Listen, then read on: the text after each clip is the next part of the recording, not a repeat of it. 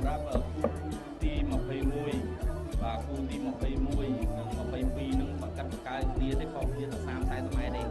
បាទសម្រាប់នៃការអូប៉ុណ្ណឹងសម្រាប់ទូកអូនេះគឺមកប្រហាក់ប្រហែលគ្នាល្អណាស់សម្ព័ន្ធភាពក៏ដូចគ្នាដែរបាទ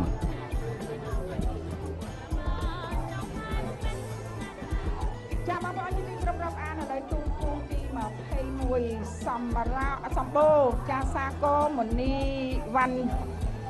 មនីបាទវ៉ាន់ដេតសុកសែនជ័យដែលជះសម្រងក្រិលអូយមកពីតកែវមកពីតកែវចាទូកនេះនាងខ្ញុំត្រូវតែទិញឲ្យចាំទៀតចាត្រូវតែទិញឲ្យចាំឈ្មោះវែងបាទជាមួយនឹងពុទ្ធរាជៈមានជ័យបារមីសេរីវិជាព្រៃវែងអូយឈ្មោះព្រៃវែងមួយតកែវបាទចាឥឡូវនេះឃើញថាខ្សែទឹកខាងក្នុងហើយសម្បូរសាគរមនីវ៉ាន់ដេតសុកសែនជ័យដែលជះសម្រងក្រិល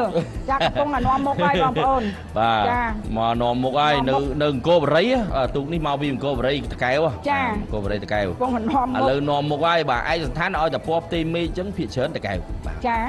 ផ្ទៃមេឃបាទដូចស្រីសដូចអីក្នុងដដែលនៅតែខ្សែទឹកខាងក្នុងដែរជាទូរបស់ខេត្តតកែវចាសម្បូរសាគរមនីវ៉ាន់ដេតសុកសែនជ័យដែលជះសម្រងក្រិលទទួលបានជ័យជំនះក្នុងជើងទី1សូម